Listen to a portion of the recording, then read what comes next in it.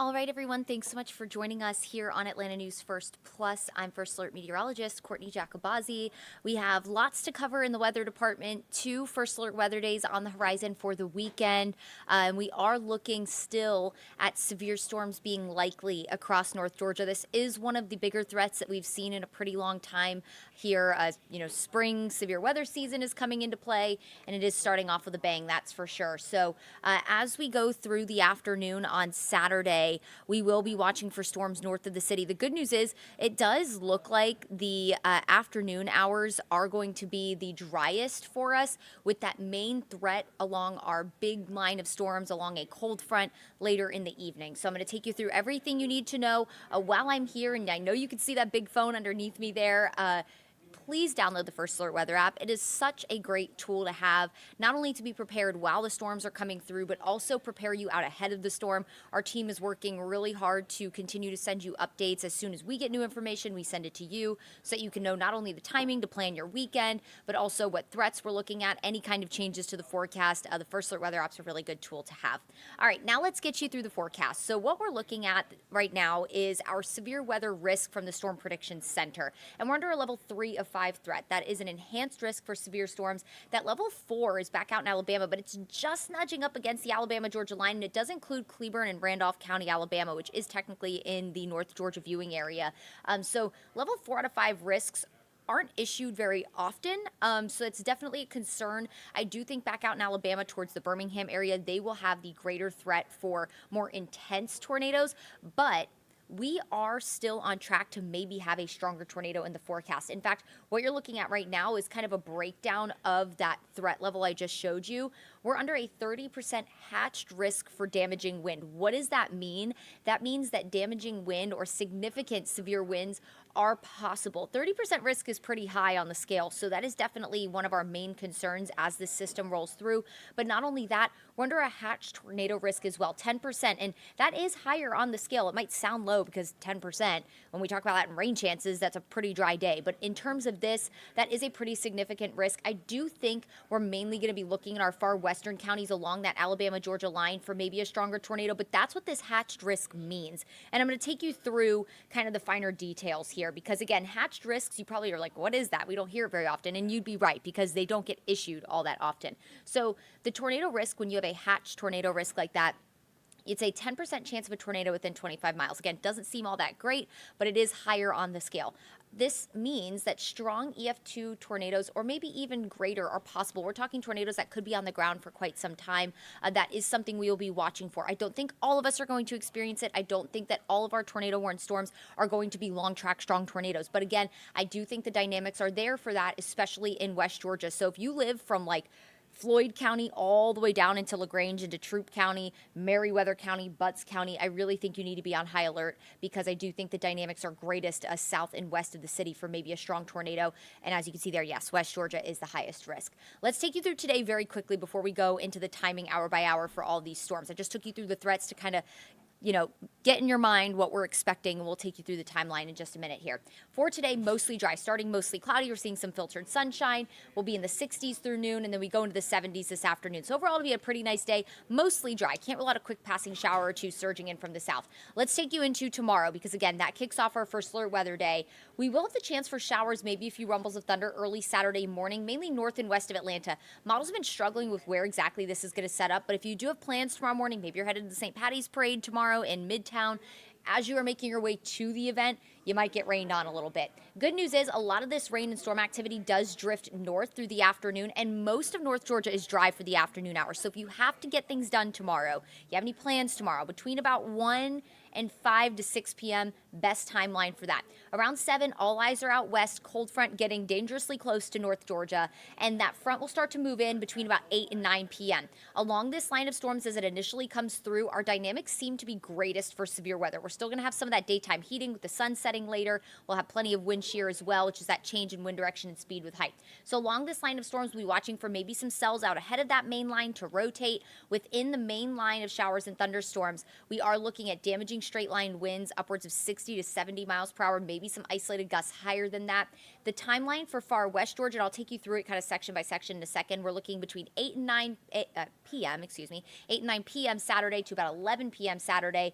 For the city of Atlanta, we're looking between about 11 p.m. Saturday into about 2, 3 a.m. Sunday. So this will be an overnight threat for a lot of us. And then between about 3 and 7 p.m., we'll look east of the city from Athens down to Eatonton. We'll be done with any kind of severe weather threat by around 7 o'clock, 8 o'clock. And I do want to note that that severe weather threat will gradually diminish into our eastern counties. So I do think that this line of storms will weaken slightly. Doesn't mean you won't experience severe weather in East Georgia. You definitely are under a risk, but the line will gradually weaken as it moves through, but you still need to be on high alert across all of North Georgia. Here's a look at that timeline. 7 to 11 from Fannin County all the way into Floyd County. That includes Rome, Cedartown, Ellijay, Carrollton, all the way down into Heard and Haralson County as well. And then for Metro Atlanta, up into the mountains, that includes Helen, that includes Lake Lanier, Duluth, Atlanta, Noonan, LaGrange. Between about 10 p.m. and 3 a.m., you need to be on high alert, and then 3 a.m. to about 8 a.m. If you live south of that I-85 corridor in our eastern counties, southeastern counties, you'll need to be on high alert. We're looking at high winds. That's the highest threat. I think all of us will experience those very gusty winds as that line of storms moves through. That could take down trees and power lines.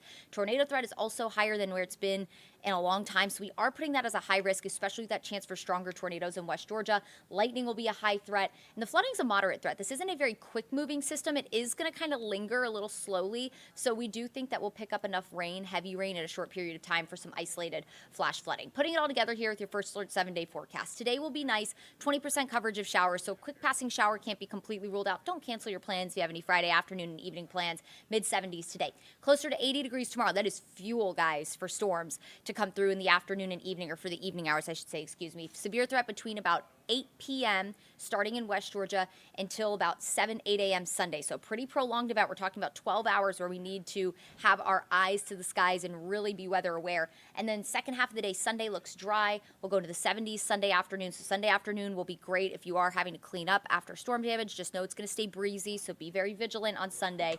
St. Patrick's Day looks fantastic. We'll wake up in the upper 30s to low 40s, highs in the 60s, and then we'll go back in the 70s midweek, upper 70s on Wednesday. Our next rain chance beyond the weekend arrives next Thursday. So that's a look at your forecast. Again, can't stress enough, have that First Alert weather app downloaded and handy. It'll be a great tool to not only get you prepared for what's to come, as we'll continue to send updates there, but it also will be a great way to receive weather warnings. With this being an overnight threat, we can't stress enough, you need to have a way to receive weather warnings, something that will wake you up. That's a weather radio. That is our weather app. Make sure you have those notifications turned on. And important to know your safe place. Interior room away from doors and windows, the bathroom, the closet, and interior hallway. Those are all great spots if a tornado warning does pop up in your area. You want to bring a pillow, a mattress, all those things with you to be able to protect your head just in case, okay? So we want you to be prepared for that. All right, so now we are going to send it over to Atlanta News First anchor Lana Harris. She's going to take you through what to expect for the day today news-wise. We'll transition out of weather and make our way into news to catch you up on your top stories. Lana. Hi, good morning, everybody. Hope everybody's doing well today. Yes, my name is Lana Harris as we take a live look over this beautiful city. Gorgeous day, but again, a lot to be wary of over this weekend. But there are a lot of top stories that we have our eye on right now. So we're going to get to about 5 of them today. And let me see about hooking this thing up for you guys. We got a cute little super here. And then we got me. Good morning to you.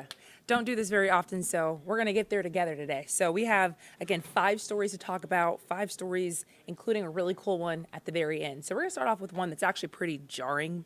There's a youth pastor that could be facing more charges after already facing charges for child sex crimes. Again, gruesome story. Maybe you know this guy. Maybe he'll look familiar to you. So here he is on your screen right here.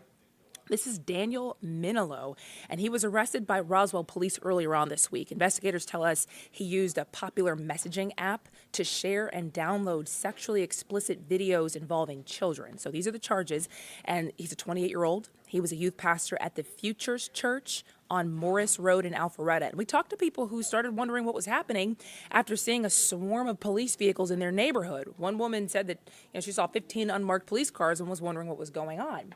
So the church found out, of course, got wind of these allegations and said, and I'll read their quote to you, it said, "We are horrified by what has been revealed and categorically condemn these actions in the strongest possible terms." So again, that was the Futures Church. This was the Futures Church on Morris Road in Alpharetta. I want you to make sure, and hey, if you have kids that go to that Sunday school that he was a youth pastor at, maybe talk to them, make sure everything's going okay with them. In the meantime, there was another issue on the road, in the skies, involving planes. How many issues have we seen already so far this year? And this one is just as jarring. Take a look at this. This is an American Airlines plane this time. Don't know what's going on. These passengers had to walk on the wings of an American Airlines flight in Denver after it caught fire. So this flight took off from Colorado Springs and it was headed to Dallas, Texas, but it got diverted because of an engine issue. At some point, the crews reported feeling a rumble that just wasn't normal, and then after the plane landed, one of the plane's engines caught fire. So the good news is nobody was hurt. Obviously, it's very chaotic out there. I mean, look at that. Flames, active flames, swallowing up that engine right there. But this is just yet another incident involving commercial planes. Who could forget, what was that, last month when that Delta Airlines flight crash landed and flipped over in Toronto? So a lot of people reasonably worried about flying these days. We'll keep you posted if we hear of anything else. Hopefully everything could go smoothly for the rest of the year. Wouldn't that be nice? Oh my gosh, also nice. Atlanta police officers, we all know how busy they are, how much they run around this city and try to keep everybody safe. They're getting commended today because they went above and beyond. You got to see this video. It is absolutely incredible. They ran into a house that was on fire, trying to make sure everybody could get out okay. I mean, this is way above and beyond. These are not firefighters, of course. So this is a video body cam footage from Friday. This is Hill Street in southeast Atlanta, and I can actually play you out a little bit of what the officers were reporting as they got to the scene. Hey, radio, have fire stepped up. There's a bunch of people inside this building. The house is going to be on fire. So this was just a terrifying situation. You could see the flames shooting out of the ceiling there as officers just went room to room trying to make sure everybody got out okay. Sadly, one dog was killed in that fire, and one person had to be treated for smoke inhalation. But this was, again, above and beyond. These are not firefighters. These are just regular people who saw a problem and ran in to help. So big shout out to our officers here in Atlanta and our officers across the metro this morning. But this is a big story if you live in Rockdale County. Who could forget that massive chemical plume that shrouded over the entire area for weeks? Now there is something that you can do to get involved with the aftermath here. There is going to be a long-term study specifically for people who were impacted here. So this is video of what happened. This is this massive toxic chemical plume that hovered in the air for weeks in Rockdale County when that biolab fire broke out.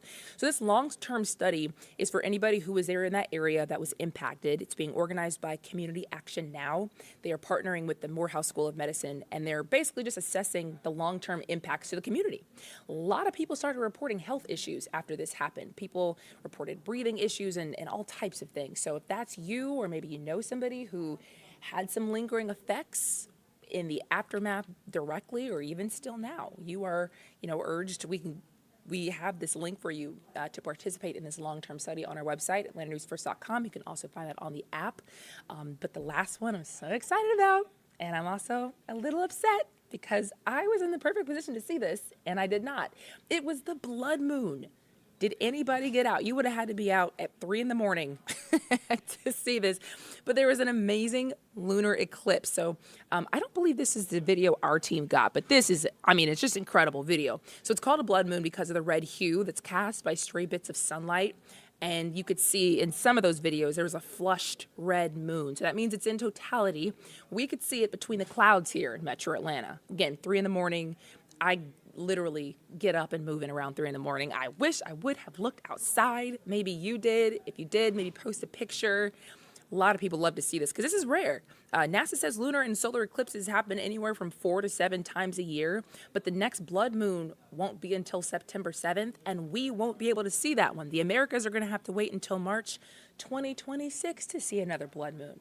So I'm so jealous of you if you saw it. And again, post those pictures because this is a rarity for our area. And that pretty much does it for me. I will leave you with another gorgeous shot of our beautiful city. Amazing day today. Get out and enjoy it. We got a cool parade tomorrow for St. Patrick's Day. Of course, St. Patrick's Day is on the 17th, but there's a big parade spanning from 5th Street to 15th Street in Midtown.